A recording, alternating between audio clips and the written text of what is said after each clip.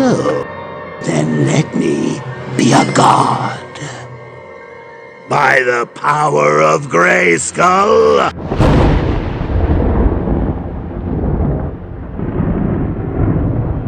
I have the power!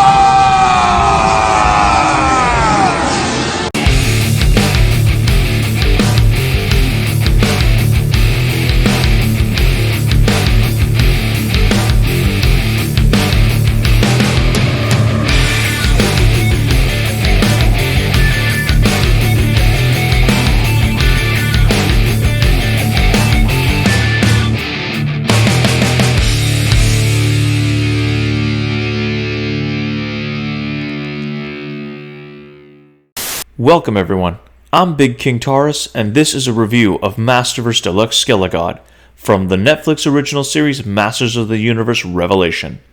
Spoiler alert, if you haven't seen Masters of the Universe Revelation, Skeletor defeats He-Man, takes his sword, and calls down the power transforming into Skelegod, though he's never referred to by that name in the show.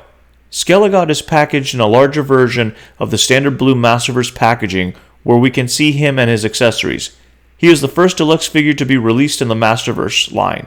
He was originally a Target exclusive, but has since appeared on Walmart shelves. Artwork of Skelegod is featured on the left side of the box. Skelegod is striking a menacing pose, brimming with green energy against a backdrop of stars and planets, depicting his conquest of the universe. We get more artwork of Skelegod on the back of the box along with his character tagline, a short bio of the character, and the cross-sell of all the other figures available in the first wave.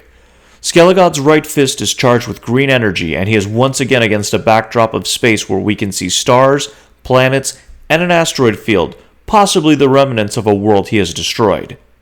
The right side of the box displays his name and character tagline, Skelegod, Cosmic Lord of Destruction. Skelegod's box can be displayed with the other Wave 1 boxes if you wish, and does not look out of place as the box is not as wide as, say, Battle Cats or any of the other subsequent deluxe figures. While Skelegod does look good in his packaging, should you wish to keep him in there, we like our figures out of the box, so now it's time to take a closer look at the figure within.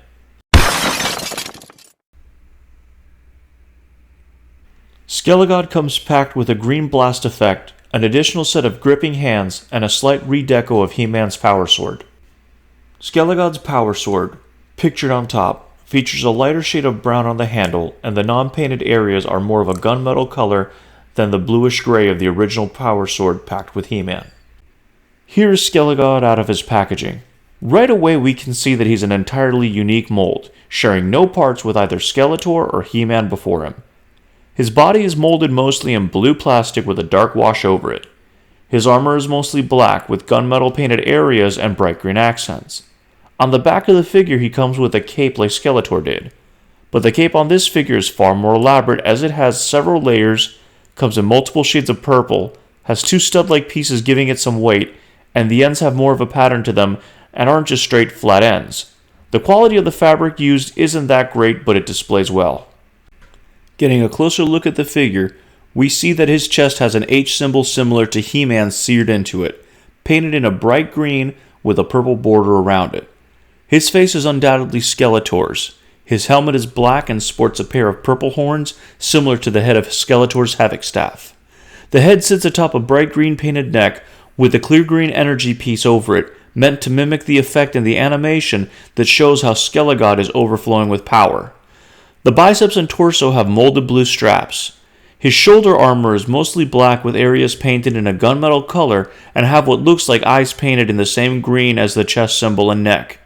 His theme in the armor carries over to his gauntlets, loincloth, and boots. From the side you can better see how his shoulder pads look like faces with evil green glowing eyes. The figure stands over 7.5 inches tall, closer to 7 3/4 inches. So far he's the tallest Masterverse figure in the line, not counting Battle Cat standing on his hind legs. Skelegod features the same hand-swapping gimmick found with all the other figures in the Masterverse line. However, this can be frustrating as the wrist armor tends to be very loose and happens to get in the way quite a bit as you're trying to plug the hands in. Add to it the fact that Skelegod's hands have a lot of molded details, and it adds to the discomfort of swapping them. You can use different hands on him if you wish, as they are all compatible with one another.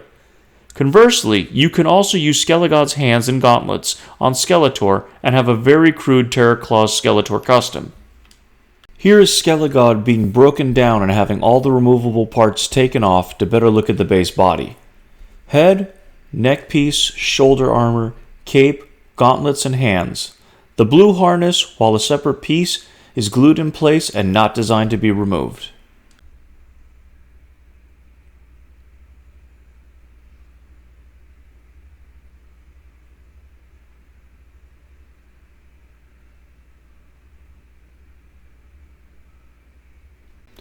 As mentioned earlier, Skelegod's body is molded in blue plastic and has a dark wash over him.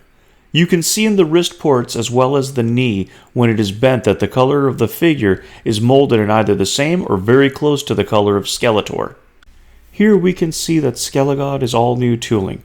The buck is much larger than the standard Masterverse figure and features elements unique to Skelegod.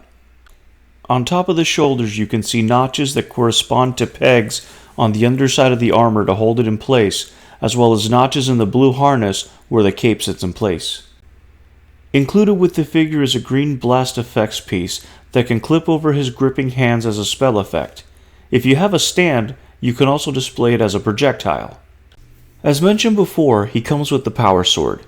His gripping hands are capable of holding it just fine, but due to his hands being a larger size than the other figures, it tends to look out of place with him. If you have Skeletor's Havoc Staff, you can display it with him, and I think it looks very good in his hands. Articulation is as follows. Head on a ball peg to allow 360-degree rotation as well as some up and down movement. Torso rocker joint for upper body movement. 360-degree waist rotation for lower body movement.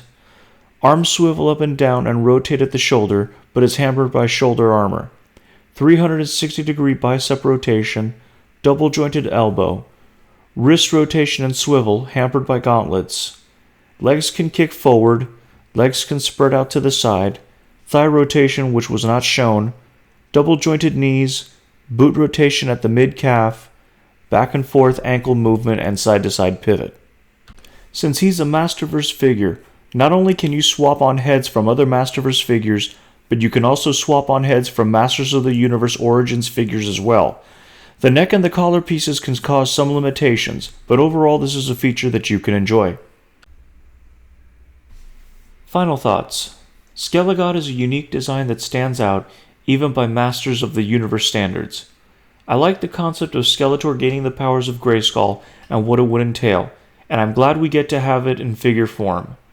The figure loses a few points due to the issues with the wrist armor sliding around too much, as well as the cape being of the same low quality as Skeletor's cape. Several things I didn't mention earlier. The ankles on my copy of the figure are very loose, and due to Skelegod's weight, he toppled over several times during my review process. I also experienced several frozen joints that I had to loosen by heating them up with a hairdryer. Hopefully these issues were isolated to just this copy of the figure. I do like how he's very large and has a lot of weight to him. His presence is imposing and for the most part can pose well even in spite of the limitations brought on by his armor. He displays very well amongst his Masterverse colleagues. He's great to display and I've had fun with it. I recommend him, and if you can find him on sale, I would recommend him even more. If you like this video, please give it a thumbs up, subscribe, and click on the bell for notifications. I'm Big King Taurus, and thank you for watching.